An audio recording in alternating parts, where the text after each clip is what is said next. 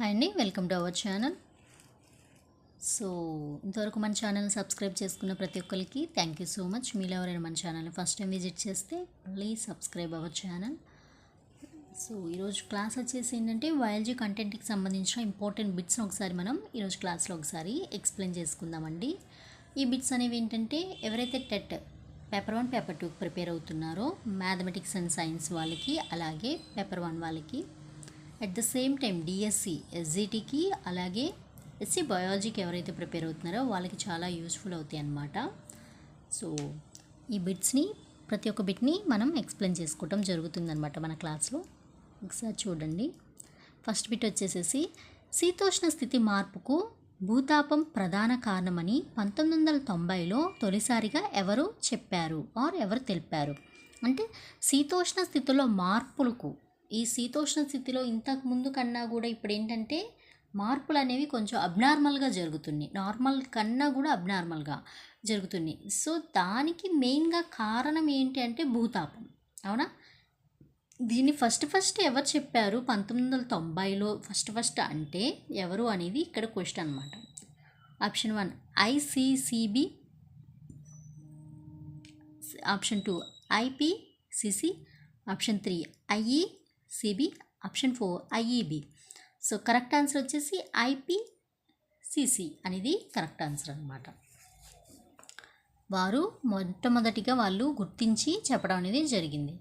Next one, ఆమ్లవర్షం అనే పదాన్ని మొదటిగా వాడినది ఎవరు? ఆమ్లవర్షం అనే పదాన్ని మొట్టమొదటిగా వాడింది ఎవరు అంటే ఆప్షన్ 1 రాబర్ట్ అగ్నోస్ Smith, option 2 Ernest Haeckel, option 3 RD Mishra, option 4 Hamilton. So correct answer వచ్చి రాబర్ట్ ఆగోస్ స్మిత్ అని ఆయన ఆమ్లవర్షం అనే పదాన్ని ఫస్ట్ వాడటం అనేది జరిగిందనమాట. ఐపిసిసి పరిశోధనల ప్రకారం సాధారణంగా స్వచ్ఛమైన వర్షపు నీటి పిహెచ్ విలువ ఎంత? సో ఈ ఐపిసిసి వాళ్ళు ఏం చేశారంటే నెంబర్ ఆఫ్ పరిశోధనలు చేస్తూ ఉంటారు వీటి మీద, ఆమ్లవర్షాల మీద, శీతోష్ణితి చేంజెస్ వల్ల ఏంటి అని. వాళ్ళు చేసిన కొన్ని పరిశోధనలు ఏంటంటే స్వచ్ఛమైన వర్షం ఉంటుంది కదా, వాళ్ళ ప్రకారం అకార్డింగ్ టు ఐపిసిసి వాళ్ళ యొక్క ఎక్స్పెరిమెంట్స్ ప్రకారం చూసుకుంటే సాధారణంగా జనరల్గా స్వచ్ఛమైన వర్షం ఉంటుంది కదా, ఆ వర్షపు నీటి యొక్క పిహెచ్ విలువ ఎంత ఉంటుంది అంటున్నారు. Option 1 4.6, option 2 4.8, option 3 5.6, option 4 6. So వీళ్ళ ప్రకారం చూసుకుంటే స్వచ్ఛమైన వర్షపు నీటి యొక్క పిహెచ్ వచ్చేసేసి 5.6 ఉంటుందన్నమాట.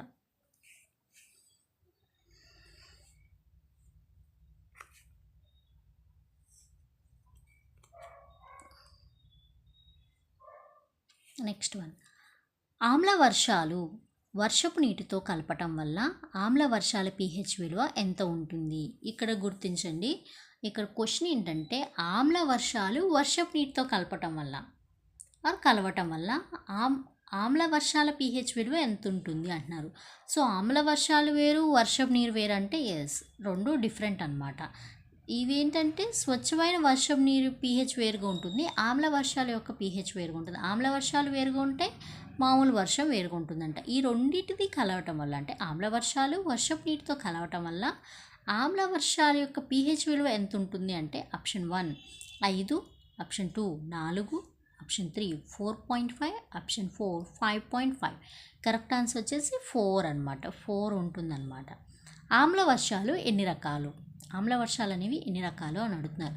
Option 1 4, option 2 5, option 3 2, option 4 3. ఆమ్ల వర్షాలు వచ్చేసేసి 2 రకాలు.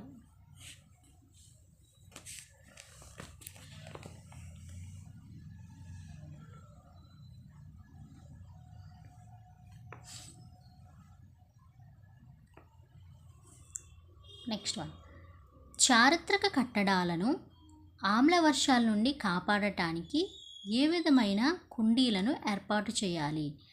చారిత్రక కట్టడాలను ఆమ్ల వర్షాల నుండి కాపాడటానికి ఏ విధమైన కుండీలను ఏర్పాటు చేయాలి?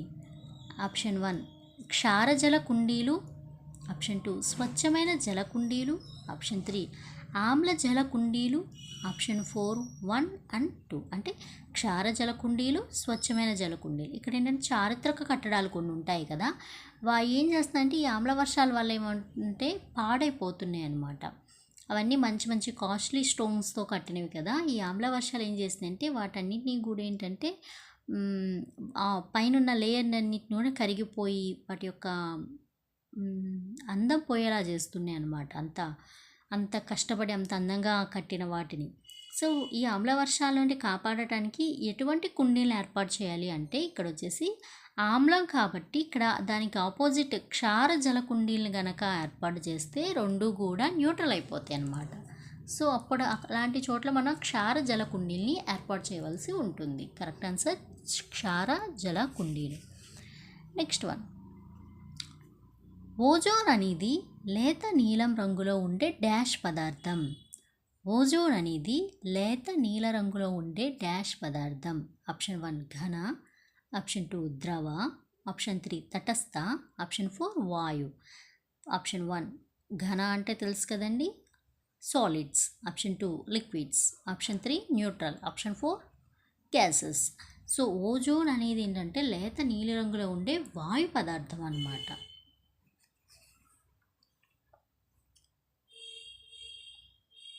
నెక్స్ట్ వన్,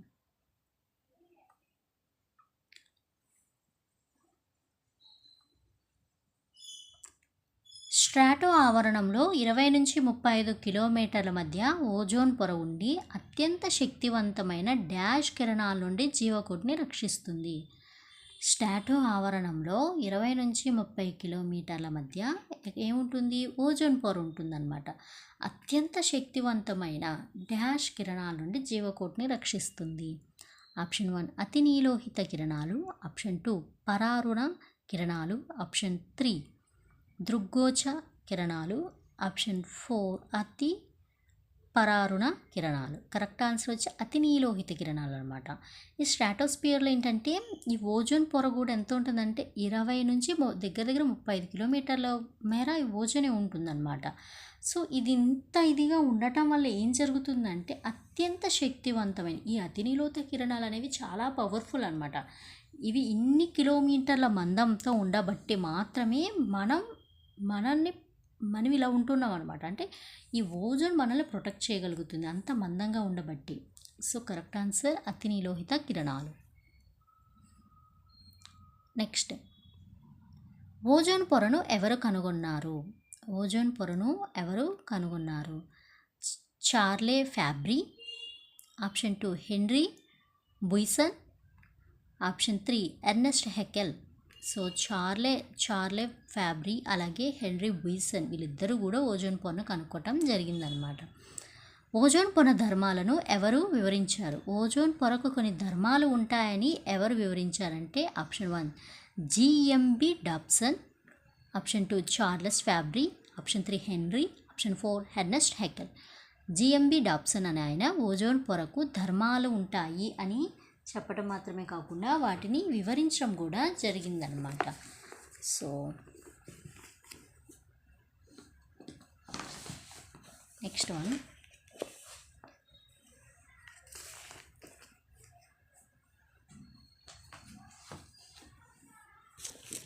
నెక్స్ట్ బిట్ చూడండి.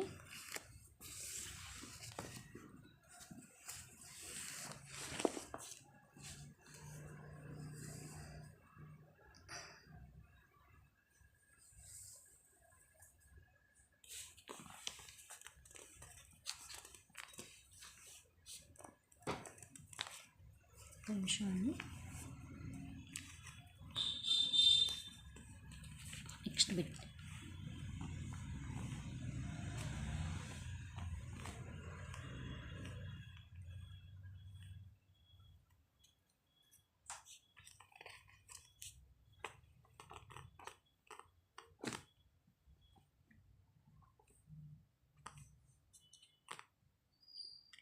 నెక్స్ట్ వన్, ఈ క్రింది వానిలో ఏవి ఓజోన్ పొరను క్షీణింపజేస్తున్నాయి? ఈ క్రింది వానిలో ఏవి ఓజోన్ పొరను క్షీణింపజేస్తున్నాయి? Option 1 chlorofluorocarbons, option 2 nitric oxide, ధ్రువ స్ట్రాటోస్ఫిరిక్ మేఘాలు, ఆప్షన్ 3 టెట్రాక్లోరోమీథేన్ మరియు మీథేన్ బ్రోమైడ్. ఆప్షన్ 4 పైవన్నీ. ఈ పైవన్నీ కూడా ఓజోన్ పొరను క్షీణింపజేస్తున్నాయి అన్నమాట. ఇవన్నీ కూడా కరెక్ట్ ఆన్సర్స్. నెక్స్ట్ వన్,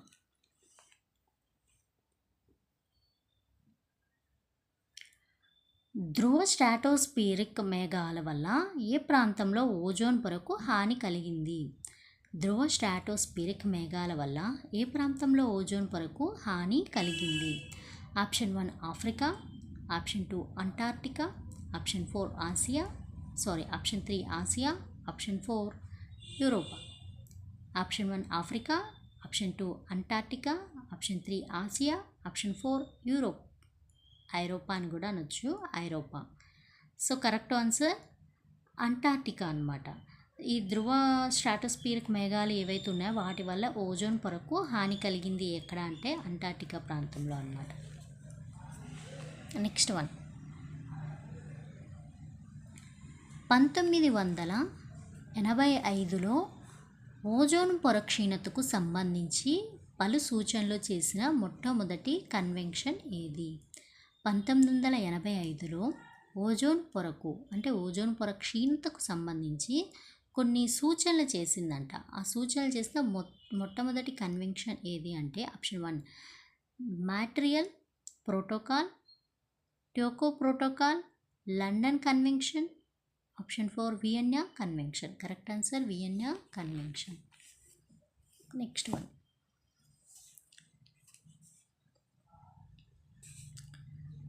1985లో జరిగిన వియన్నా కన్వెన్షన్పై ఎన్ని దేశాలు సంతకం చేశాయి? సో వీళ్ళు క్షీణతకు సంబంధించి కొన్ని సూచనలు చేశారు కదా. ఆ సూచనలు ఏంటంటే కొన్ని ఫాలో చేయటం వల్ల మనం ఈ ఓజోన్ క్షీణతను అరికట్టవచ్చు అని కొన్ని మాట్లాడుకున్నారనమాట. అంటే ఓజోన్ ప్రొటెక్ట్ చేయడానికి. సో దానికి సంబంధించి కొన్ని తయారు చేయకూడదు, కొన్ని వాటిని నిషిద్ధం, అలా వాటన్నిటిని కూడా ఆ దేశాలు కొన్ని బ్యాన్ చేయాలి, అలా కొన్ని ఉంటాయి కదా, వాటి గురించి మాట్లాడుకున్నారన్నమాట. సో దానన్నిటికీ ఒబే చేస్తూ వాళ్ళు సైన్ చేయాల్సిన అవసరం అయితే వాళ్ళకు ఉంటుంది. కాబట్టి అలాగే ఎన్ని దేశాలు సంతకం చేశాయి అంటే option 1 50, option 2 20, option 3 40, option 4 30. Correct answer వచ్చేసి 20 దేశాలు 1985లోనే సైన్ చేశారనమాట. నెక్స్ట్ వన్, ఓజోన్ పొరను రక్షించే ప్రయత్నంలో భాగంగా అంతర్జాతీయ పర్యావరణ కార్యక్రమాన్ని ఏ సంవత్సరంలో ప్రారంభించారు? వీళ్ళందరూ ఏంటంటే ఓజోన్ని రక్షించాలి అనే ఒక ప్రయత్నం అయితే మొదలుపెట్టారు కదా. సో దానికి సంబంధించి వాళ్ళ అంతర్జాతీయంగా పర్యావరణ కార్యక్రమాన్ని ఒక ఇయర్ ప్రారంభించారనమాట. అదేంటి అంటే ఆప్షన్ 1 1976, 1977, ఆప్షన్ 3 1978, ఆప్షన్ 4 1979 అనమాట. Correct answer 1976. నెక్స్ట్ వన్, కెనడాలోని మాంట్రియల్లో జరిగిన మాంట్రియల్ ప్రోటోకాల్ ఏ సంవత్సరంలో జరిగింది? కెనడాలోని మాంట్రియల్లో జరిగిన మాంట్రియల్ ప్రోటోకాల్ ఏ సంవత్సరంలో జరిగింది? 1984, option 2 1985, 1986, option 4 1987. Correct answer 1987. Next,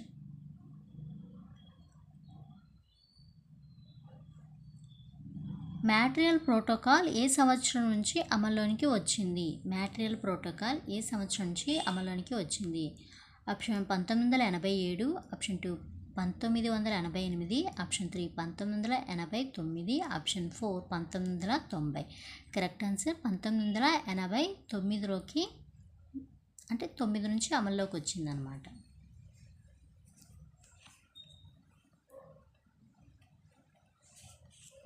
ozone క్షీణతకు కారణమైనటువంటి పదార్థాలను నియంత్రించటం ఏ ప్రోటోకాల్ యొక్క ప్రధాన ఉద్దేశం? ఓజోన్ క్షీణతకు కారణమైనటువంటి పదార్థాలు ఏవైతే ఉంటాయో వాటిని నియంత్రించడం అనేది ఒక ప్రోటోకాల్ యొక్క ప్రధాన ఉద్దేశం అని ఇక్కడ చెప్పారు. అదేంటంటే ఫస్ట్ వన్ లండన్ అంటే లండన్ ప్రోటోకాల్ అనుకోవచ్చు, రెండోది వియన్నా ప్రోటోకాల్, థర్డ్ వన్ ట్యోకో protocol, fourth one Montreal. Correct answer Montreal protocol.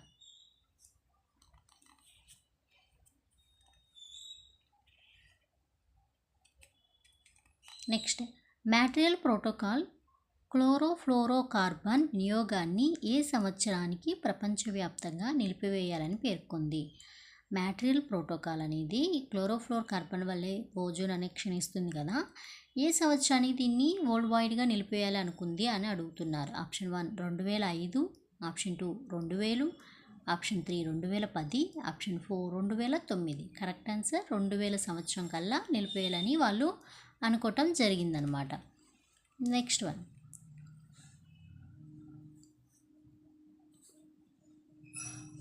మ్యాట్రియల్ ఒప్పందం జరిగిన ఏ తేదీని ఓజోన్ దినంగా ప్రకటించారు. సో ఎప్పుడైతే మ్యాట్రియల్ ఒప్పందం జరిగిందో దాన్ని ఓజోన్ దినంగా ప్రకటించేశారనమాట. అది ఏది అంటే option 1 September 16, option 2 October 16, option 3 November 16, option 4 December 16. Correct answer September 16 అనమాట. సో ఇక్కడితో 20 బిట్స్ అనేవి ఎక్స్ప్లెయిన్ చేసుకోవటం జరిగింది. రిమైనింగ్ నెక్స్ట్ క్లాస్లో మనం ఎక్స్ప్లెయిన్ చేసుకుందాం. Thank you.